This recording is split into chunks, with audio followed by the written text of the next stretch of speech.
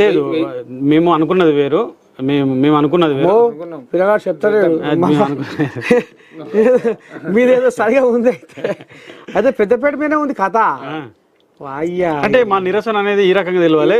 నిరసనతో పాటు ఈ రకంగా తెలుసుతో పాటు గెలుపు కోసం కృషి చేస్తాం. ఊరికి వేసి అట్లే కాదు. మరి ఆగు, సరే పుస్తకం కూడా వేస్తావు, నువ్వు నామినేషన్ వేస్తావు. ఇవాళ రేపట్ల ఏమంటారు చూడు, ఇక కుక్కకైనా బొక్కాశ అంటారు చూడు తాత. ఎందుకంటే ఇక మరి నీ పేరు ఏం పేరు ఉండే? రవికుమార్. అమ్మో అయితట్టుంది కథ.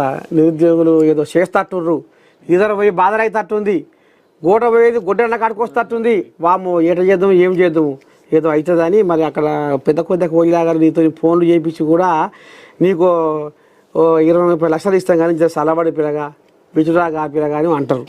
అమ్మా ఈ అమ్మ కొలువు సలకుండా కొలువు మా అంటే 50,000 కొలువేమో కానీ అమ్మ 50 లక్షలు వస్తున్నాయి ఒకటే పారే అదే అంటాడు. అంటే నీకేసం చెదుకల కోయిలాగలకి ఆ కోయిలాగలు ఫోన్ చేస్తే తాతో. అయితే నేనేం చెప్తున్నానంటే ఇది 33 లక్షల కుటుంబాల ఆత్మగౌరవం, 33 లక్షల మంది నిరుద్యోగుల ఆత్మగౌరవం, దాని ఆత్మగౌరవం తాకట్టు పెట్టాము. 33 లక్షల మంది యొక్క ఆకాంక్ష ఇది, వాళ్ళ ఆకాంక్షను మేము తాకట్టు పెట్టాము. బరాబరి పోరాడతాము. అది అది అది అది ఒక్కోటి వస్తుందా 100 ఓట్లు వస్తాయా లేకపోతే గెలుపులో 10,000 ఓట్లు మేము ముందు ఉంటామా అది అనేది పక్కకెడితే తప్పకుండా పోటీలో ఉంటాం. వీళ్ళ భర్తం తప్పకుండా పడతాం. ఇల్లు ప్రచారం కూడా చేస్తారు. ప్రతి ఇంటి ముందర ఓళ్ళే తిన్నికి పెడతారు మాకు అంటున్నా. మేము ఆల్రెడీ మా వాళ్ళు అక్కడ లోకల్లో చాలా మందిని కలిసి ఒకరొకరిని ఇది చేస్తున్నారు. మీరు అనుకున్నారు మాకు కార్యకర్తలు లేరని. ఆ పార్టీలు ఇప్పుడు ఏవైతే పార్టీలు ఉన్నాయి కదా, ఆ పార్టీల కన్నా పెద్ద కార్యకర్తలు మాతోనే ఉంటారు. మా వాళ్ళు వెళ్తున్నారు, ప్రతి బస్తీకి వెళ్తున్నారు. ఏమో తాత ఎవరి పట్టకు వాళ్ళు అంత సంతకాలు నడిపిస్తున్నారు. రాములు బయటకు వచ్చి గోపినాథ్ ఇక కథ చెప్పుకొస్తుండ్రు సానుభూతి కోసం. ఇక మరి ఎవరి పాట వాళ్ళు పాడుతుర్రు, ఇంట్లోనే ఎవరి దాళ్ళు ఎట్ట చేయాలి జూబ్లీహిల్స్ గడ్డ మీద మన జెండా ఎగరకపోతే ఇక మన పని అయినట్టే. జూబ్లీహిల్స్ గడ్డ మీద ఇప్పుడు వాళ్ళు బిర్రు పట్టింపు మీద వాళ్ళు ఎగిరేరు జూబ్లీహిల్స్ గడ్డ మీద ఎగిరేసారు. నిరుద్యోగులు జెండా ఎగిరేస్తారు. నిరుద్యోగ చేసే జెండా ఎగురుతారు. మరి మీ నిరుద్యోగులకు గట్టిన ఏమన్నా నాయకులు ఎవరైనా ఉన్నారా? మరి ఏడా మేమందరం నిరుద్యోగులకు నాయకులు ఒకరు ఇద్దరు కాదు, చాలా మంది ఉన్నాము. ఒక్కొక్క జిల్లాలో లోపటంగా ఏమన్నా నాయకుల పాత్ర ఏముండదు. ఊకే బయట అంతా ఊకే ఇది కదా. ఇప్పుడు మీరు ఫోన్ చేసినాం నేను ఏడున్నాను చెప్తే, మీరు నేను స్టడీ హాల్లో ఉన్నామని చెప్తే, మరి మాకు ఆ పాత్ర ఈడికి ఇది అవుతుంది. స్టడీ హాల్ నేను కూర్చుంటాం ఉదయం లేచి ఇప్పుడు 4:30కు స్నానం చేసి పోయి స్టడీ హాల్లో కూర్చున్నాం. మళ్ళీ మీది ఈ ప్రోగ్రామ్ ఉంది 8 గంటలకు, కానీ మీరు 7:30 వరకు ఇక్కడ ఉన్నారు. ఆ 3 గంటలు చదువుకొని పోదాము అని అక్కడ కూర్చున్నాం. గది ఉంటే గీడ ఒకప్పుడు ఉండినాం, కానీ మా వెనక ఎవరు లేరు, మేము ఎవరు వెనక ఉండం. మేము ఉండేది నిరుద్యోగులు వెనక, మా వెనక నిరుద్యోగులు ఉంటారు. మేము తప్పకుండా, ఎందుకంటే తర్వాత చాలా బాధ అనిపిస్తుంది. చదువుకున్నటువంటి మానవ వనరులు, చదువుకున్న వాళ్ళం మేమందరం కూడా ఈ రోజు మంచిగా చదువుకున్న మానవ వనరులని నిర్లక్ష్యం చేస్తున్నారు, నిర్లిప్తమవుతున్నాయి.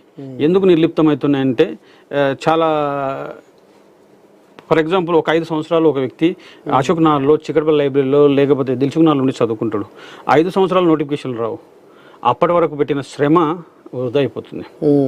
అక్కడ బయటికి వెళ్ళలేకపోతాడు, ఇక్కడ ఉండలేదు. లేదు ఒక నోటిఫికేషన్ వచ్చినా ఆ నోటిఫికేషన్ మీద సరైన ఇది లేకుండా పనికిమాలిన జీవోలు తెచ్చి, అది లేకపోతే నోటిఫికేషన్లో తప్పులు పెట్టి దాన్ని మళ్ళీ కోర్టులకు ఇస్తున్నాను. అదొక 4-5 సంవత్సరాలు అవుతుంది. ఇట్లా ఒక 10 సంవత్సరాలు ఫ్రూట్ఫుల్, అంటే చాలా మంచి ఏజ్లో ఉండే వ్యక్తి ఆ వ్యక్తి యొక్క పెళ్లి చేసుకోలేడు, ఏం చేసుకోలేడు. ఆ 10 సంవత్సరాల్లో ఒకవేళ పిల్లలు పుట్టినా కూడా మంచిగా ఆరోగ్యంగా ఉంటారు. ఆ 10 సంవత్సరాలు ఇట్లా సంసారానికి దూరం ఉంటున్నాడు. ఆ 10 సంవత్సరాలు ఇక్కడ ఎటువంటి సమాజానికి సేవ చేయలేకపోతుంటాడు. ఈ రకంగా తెలంగాణలో కాదు, యావత్ భారతదేశంలో కూడా ఈ యువత యొక్క ఆశయాలని, యువత యొక్క ఏదో ఒక చేయాలి. గవర్నమెంట్ సర్వీస్ అంటే ఏంటంటే ఎందుకోసం అంటే సమాజానికి ఏదైనా చేయాలనే ధోరణితో వస్తాం. 10 సంవత్సరాలు ఇక్కడే గడిపే వరకు ఆ ఉన్న యొక్క ఆకాంక్ష ఏమవుతుందా, నీరు గారిపోతుంది. ఈ రకంగా నిర్లిప్తం అయిపోతుంది. అందుకే ప్రభుత్వాలు ఆలోచన చేయాలి తాత. చాలా బాధ అనిపిస్తుంది.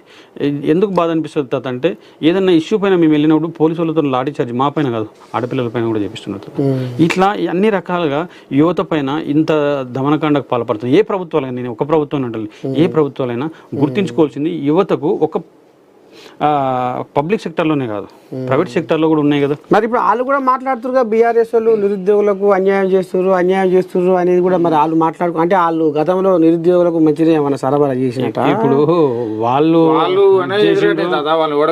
అంటుండగా రాములు. అదే నేను ఏమంటున్నా తాత అంటే వాళ్ళు చేసిండ్రు వీళ్ళు చేసిండ్రు. నేను అందుకే చెప్తున్నా, ఆ ప్రభుత్వాలు ఈ ప్రభుత్వాలు ఏ ప్రభుత్వాలు అయినా ఒక ఆశావాహుడైన నిరుద్యోగికి నిరాశనే మిగులుస్తున్నాయి కదా.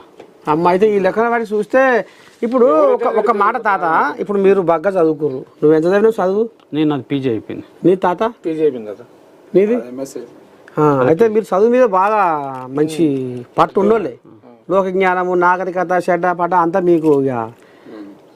మరి చదువుకోని వాళ్ళు పోయి అసెంబ్లీలో కూర్చుంటున్నారట, అచ్చరాలు రానోళ్ళు, నిజమేనా ఈ మాట? ఉన్నారు కదా. ఎవరున్నారు ఇప్పుడు మన అసెంబ్లీలో? ఇక చాలా మంది ఉన్నారు. ఒకరిద్దరు 10వ తరగతిని వాళ్ళే 10వ తరగతి చదివినామని సర్టిఫికేట్లు పెట్టిన వాళ్ళు ఉన్నారు చాలా మంది. వాళ్ళకి ఒకటి చిన్నపిల్ల చేతులు చేసుకుంటా మందులకు వీళ్ళకి ఓ సఖ్యత ఉండదు.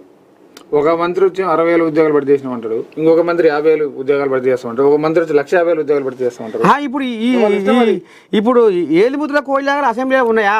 ఉన్నాయి కానీ వాళ్ళ పేర్లు ఎందుకు? ఉన్నాయి 3-4 ఉన్నాయి. 4-5 ఉన్నాయి. 4-5 ఉన్నాయా? అంటే దరిద్రం ఏంటంటే మనకు దగ్గర విధానపరమైన నిర్ణయాలు తీసుకోవడంలో వీళ్ళ పాత్ర ఎంత దారుణంగా ఉందో అర్థమవుతుంది. చట్టంలో ఒక చట్టం చేస్తున్నప్పుడు, ఫర్ ఎగ్జాంపుల్ లాస్ట్ ఇయర్ ఒక చట్టం చేసిండ్రు, ఏది పంచాయతీరాజ్ యాక్ట్ చేసిండ్రు, రివైజ్ చేసిండ్రు యాక్ట్ని. ఆ యాక్ట్లో ఏముంది, ఎలా ఉంటే బాగుంటుంది అనేది ప్రతి సభ్యుడు కూడా చెప్పాల్సిన అవసరం ఉంటుంది దాన్ని చదివి. కానీ నేను ఆ డిస్కషన్ చూస్తున్నప్పుడు నాకు అసెంబ్లీ డిస్కషన్స్ అంటే చాలా ఇష్టం, పార్లమెంట్ డిస్కషన్స్ అంటే చాలా ఇష్టం, చూస్తుంటా. కానీ ఒక్కరు కూడా ఆ చట్టం పైన ఒక ప్రత్యేకమైన అవగాహనతో మాట్లాడుతున్నట్టు అనిపిస్తలేదు. అబ్బా, ఒక ప్రత్యేకమైన అవగాహనతో. ఇప్పుడు మాకు ఇది 222 పేజీల వర్డిక్ట్ వచ్చింది. వచ్చిన రోజు సాయంత్రం మీద రాత్రికి మొత్తం కూర్చొని చదివినాం. ఎందుకు చదివినాము అంటే దాంట్లో ఏముంది అని తెలుసుకోవాలి. ఫస్ట్ తెలుసుకుంటేనే రేపు మనం మాట్లాడగలుగుతాం. ఇప్పుడు ఆ రోజు నెక్స్ట్ డేనే డిబేట్కి పిలిచిండ్రు. నేను వెళ్ళి ఆడ కూర్చొని మాట్లాడాలంటే ఏం చేయాలి? నేను రాత్రి మొత్తం చదువుకోవాలి. అది రాత్రి మొత్తం చదివిన. ఎందుకు చదివినాం? అయితే ఇప్పుడు ఈ చదువుకోని కోడి జాగాలు, అక్షరం పూర్ రాడు కోడి జాగాలు ఇప్పుడు 7 ఇతర నక్కకు 3 ఇతర నక్క తిరగరేపినట్టు అందులో పోయి తిరుగుతా ఉన్నారు. అంతేనా? అందుకనే మీలాంటి పర్సు